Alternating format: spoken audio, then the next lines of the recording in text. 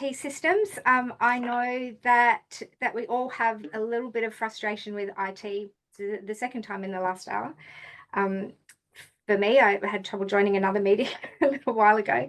And so we're just surrounded with tech in our businesses every day. And so what I want to talk to you today are about some ways that you can streamline, make sure that you're protected, and make sure that your business systems are running securely. And so first thing, let's go to the next slide. Yeah.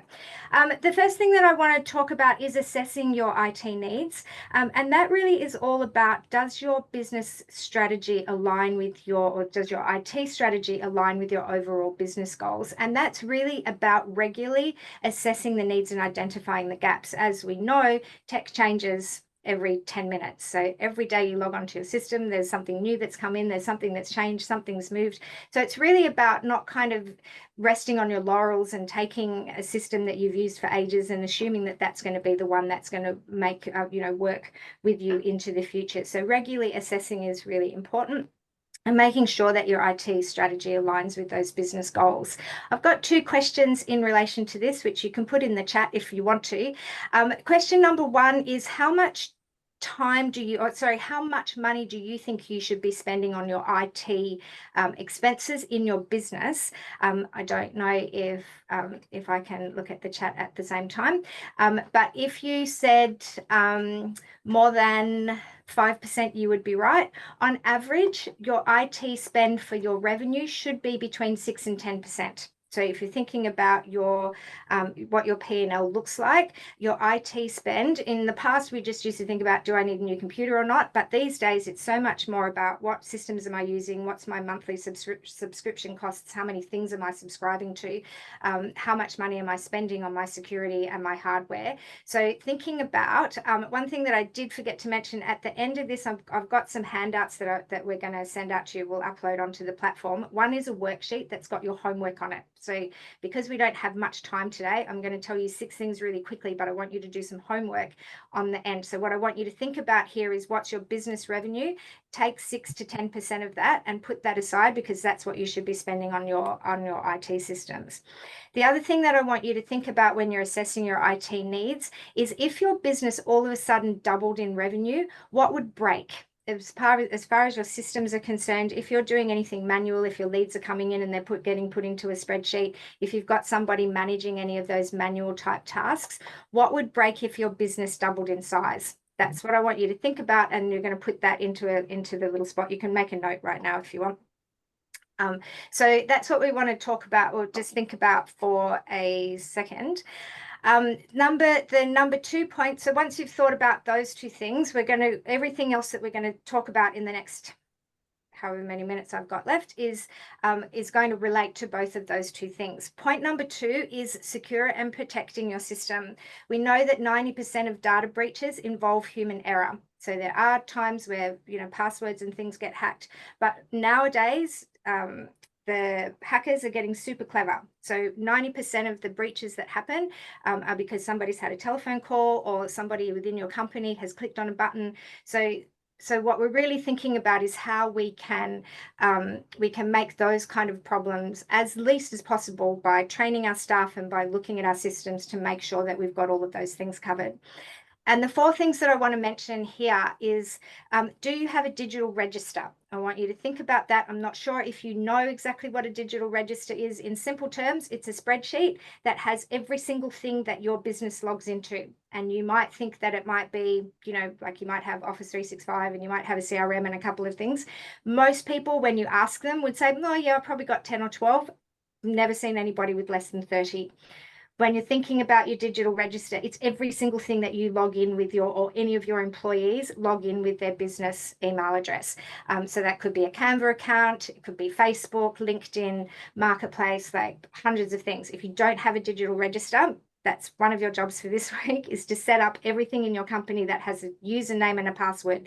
Don't put the username and passwords in the spreadsheet, but make sure you've got that digital register. 2-factor authentication should be turned on for all of your passwords. If you don't have 2-factor authentication turned on for anything that has your business email address on it, then that's the next thing that you have to do. I'm also going to talk in a second about password algorithms, and a password algorithm is a way that you can quite easily put together a password that's quite long. If you have a password that is 8 characters and has just a mix of numbers and letters, a computer can hack it within 4 seconds. If it's 10 characters, Good. get hacked within 3 hours. Over 15 characters with a mix of upper and lower cases and special characters takes over 32 years. So there's a table that I can show you about how quickly passwords can get hacked. So ideally, you want to have passwords that are over 15 characters, and they want to have a mix of upper, lowercase, and some symbols in them as well. And to make that super easy, you can use a password algorithm. And a password algorithm, I've put an example of one down at the bottom. This is quite a handy way of, it's basically kind of putting together a string of characters that remind you what the program is and how it works. So if, for example, I wanted a password for LinkedIn here, this algorithm is the year that I signed up to it with a hash symbol, the last 2 letters backwards, so N and I for LinkedIn, and the first 2 letters forwards, L and I, exclamation mark, the first 3 letters of my name, of my business name, my initials, and then 4 special numbers that are just aligned to me that nobody else in my business would know, and then a $sign at the end. So basically, an algorithm like that within your business can be used for everything that you sign into. It's nice and long. It's going to take more than 32 years to get hacked, but it's also something that across the business you can use to kind of easily remember what would the password for this be. So rather than having to write everything down, you can just think about what's my rules of how I've put the password together, and then it's going to come to you much more easily. Other ways of securing your IT systems, you want to make sure that you've got virus protection, VPN, firewall, mobile device management, which is what allows you, particularly if you've got employees in your business, if somebody's lost their laptop or somebody's left the business, being able to wipe remotely your system, but also make sure that your patches and things are up to date, and threat detection. The next thing that I want to talk to you about is data retention and backup. I know that we kind of feel like now everything is in the cloud. So yeah, it's probably safe because it's backed up, but it's not. If somebody has your password, if they've hacked your password and they get into your Google Drive or your SharePoint Drive, what would you do about that if somebody deleted all of your data? So thinking about data retention and backups is also super important. Protecting your data, again, making sure that you've got strategies for encryption, backup solution, access controls. So your next homework attempt is, what data protection strategies do you use in your business? Moving fairly quickly. This one particularly for me is a passion. Your tech stack, as opposed to, we talked a minute ago about your digital register, which is all of the applications that you log into with your business systems. Your tech stack is, what systems are you using to run your business?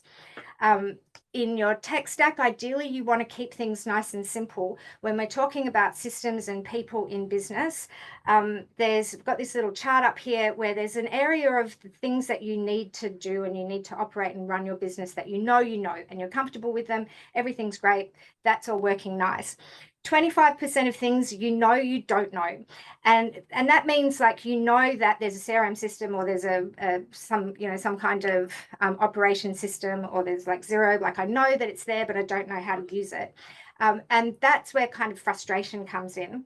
And then the other percentage is the things that you don't know, and that's where you get the inefficiencies and stress in the business. And they're really the areas that you can kind of start to improve to get your systems working in your business. The other thing that I kind of like to talk about is when you have problems in your business, where those problems lie. Sometimes we kind of say, this person didn't do this right, or you kind of lay blame, or that didn't work, or this didn't work. The reality is that most issues that happen in a business are 95% the systems and 5% the person. Somebody explained this in a really nice way to me the other day. They were like, if a nurse in a hospital injects somebody with the wrong medication, the nurse is not the person who gets in trouble. They look at the systems as to how did that happen? How did we get to that point, and what systems were not in place to help that employee do the right job? And so having the right systems in your business to support the processes and the things that need to happen in your business really is reliant on your systems and the strategies that you have.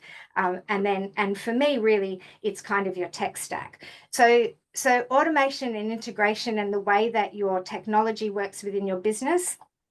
The other part, your other homework, if you don't already have like a customer workflow diagram like this, each business should have one of these. This is ours at Peppermint IT. This is our funnel where our customer journey starts. This is new customers, leads connected, deals created, what happens when we make a project, and if it's an existing customer, what's the process that goes through that, but also what system in our business helps each one of those points. So from our perspective, every time there's a little arrow here, that's going to go to another page that's got a whole new workflow chart. But do those systems connect? Do they support what you need? Do they manage and have documented every single process within the system?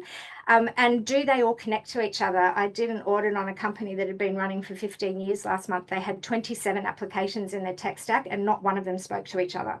So every time they wanted to do something, they went to a different application, they did it, then they had to like manual take the leads from over here and put them in a spreadsheet, and from the spreadsheet they went over to a different application. Applications are great, but they're not great if they don't talk to each other and they have a seamless workflow.